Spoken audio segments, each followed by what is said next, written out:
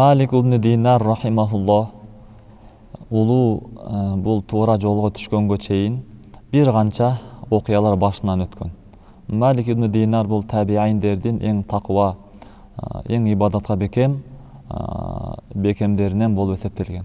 Малик ибн Динар рахимахуллах өзүнүн тобого келгенге чейинки окуяларын момундай деп айтат. Мен ушунчалык күнөөгө берилген, аракты көп ичип, арак ичүүгө аябай катуу кызыгы берилип кеткен адам болчумун дейт. Күндөрдүн биринде кыздуу болгум келип, кыздын жытын жыттагым келип, мен бир жакшы аялга үйлөндүм. Ал аялга үйлөнүп, ал аялым мага аябай татынакай, сонун сулуу кыз наристе төрөп берди. Ал кызым мага Аллах Тааланын берген чоң бир белеги болду. Себеби кызым чоңойгон сайын менин күнөөгө болгон кызыгуум, күнөөгө болгон тартылуум барган сайын соолуп, суздап баштады дейт. Ал кызым чоңоюп 2 жашка келгенде аябай мен аны жакшы көрүп, ал дагы мени жакшы көрүп, аны кайра эркелетип, кучактап калчу болдум. Качан гана мен идишке чөйчөкөт аракты куюп, шарапты куюп, эми ичейин дегенде, кызым менин кучагыма келет эле дагы тиземе олтуруп, колумдагы чөйчөктөгү аракты алып төгүп таштайт болчу дейт. Ушунчалык кызымды мен аябай чоң жакшы көрчүмүн. Күндөр өтүп, кызым 3 жашка чыгып, Кудай Тааланын каалоосу бул дүйнөдөн кош айтышты дейт. Ушунчалык жакшы көргөн татынакай кызымдын бул дүйнөдөн кош айтышканы менин жүрөгүм аябай катуу оор батып, аябай мен капаланып, мурун кандай күнөө кылып жүргөн болсом, андан дагы 5 бетер, андан дагы катуу мен күнөөгө кирип кеттим дейт. Ушунчалык өкүнүп, кайгырып, күйүүтүнө чыдабай, аракты мурункудан да көбүрөөк иче баштадым. Күндөрдүн биринде шайтан мага айтты дейт. Сен бүгүн ушунчалык көп ичкин, мынчалык өмүрүңдө мындан алдын эч бир ичпеген абалда көп ичкин деп мага айтты шайтан дейт. Мен анын сөзүнө кирип, аябай катуу ичтим, аябай көптөгөн арактарды, шараптардын бөтөлкөлөрүн түгөтүп, аябай аракка берилип мас болдум дейт. Ошол түнү уктадым, түшүм алай дүлөй болуп, ар жакта жүрүп, шунчалык оор болуп, түшүмдүн арасында мен кыяматта болуп калдым дейт. Кудду эле кыямат кайым болуп, бардык адамдар топтолуп бир жерге, бардыгы Алла субханаху ва таалага суроо жооп берүү үчүн даярданып турган оор абалды кыямат кайым күнү мен түшүмдө көрүп калдым. Жана мен уктум, баланча улуу баланча Аллах Таалага суроо жооп бергенге сен даярдангын деген бир канча адамдардын аттарын мен кулагым угуп баштады дейт. Ошентип барып ар бир адамдардын аттары айтылып келип, менин атым дагы чыгып калды дейт. Эй Малик ибн Динар, Кудай Таалага суроо жооп берүү үчүн сен дагы баргын деген үндү уктум дейт. Мен ошол үндү угуп шунчалык катуу коркуп кеттим. Мен айланамда эч бир адамды көрбөй калдым дейт. Мен артымда карасам, чоң бир ажыдар оозун ачып, мени жутайын деп артыман кууп жөнөдү дейт. Мен ушунчалык жанагы ажыдардан коркуп, эптеп колуман келишинче качып жолго чыктым дейт.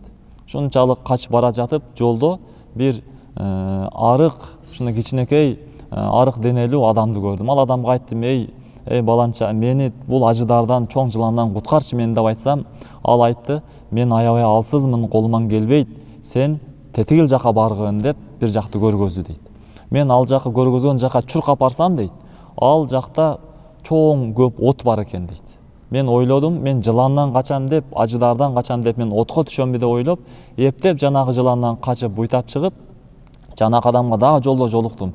Мага жардам бер, ал жакта от бар экен. Мен бул ажыдардан, чоң жыландан мени куткаргын деп айттым. Бул адам айтты: анда сен тетигил жака баргын, ал жерде момун мусулмандардын эрте балагат жашына жете элек туруп өтүп кеткен балдары бар деп айтты дейт.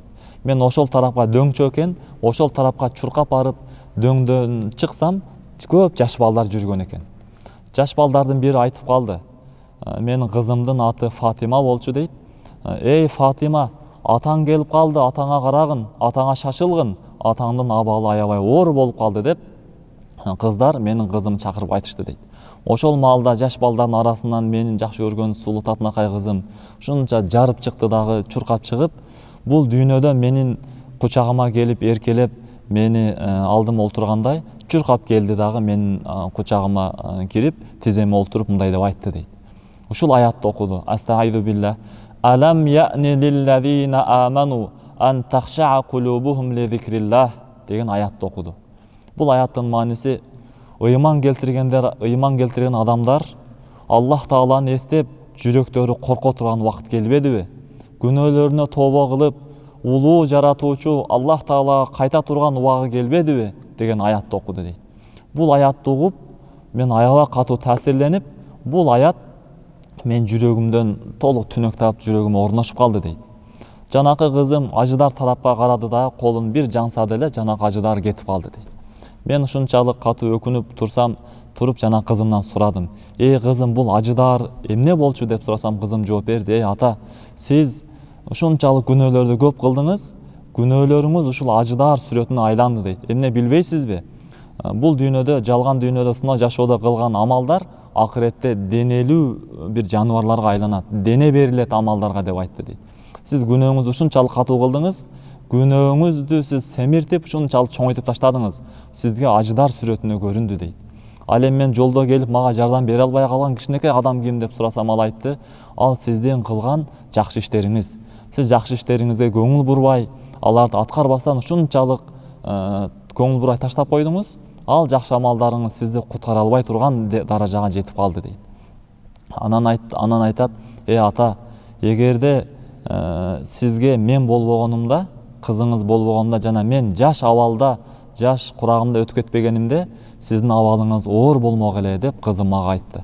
Ошол түштөн кийин мен дароо катуу ойгондум дейт. Ушунчалык катуу көзүмөн жаш агып, ошол түнү өкүндүм, жана даарат алып намаздарды окуп, эртеси менен мен багымдат намазына бардым.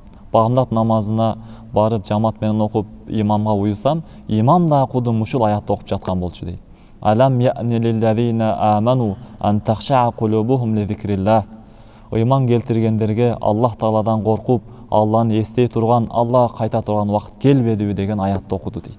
Ошондуктан бардыгыбыз Аллах Субханаху ва Таалага кеч болуп кетелекте күнөөлөрүбүздөн тобо кылып, Кудай Таалага кайтууга жардам берсин.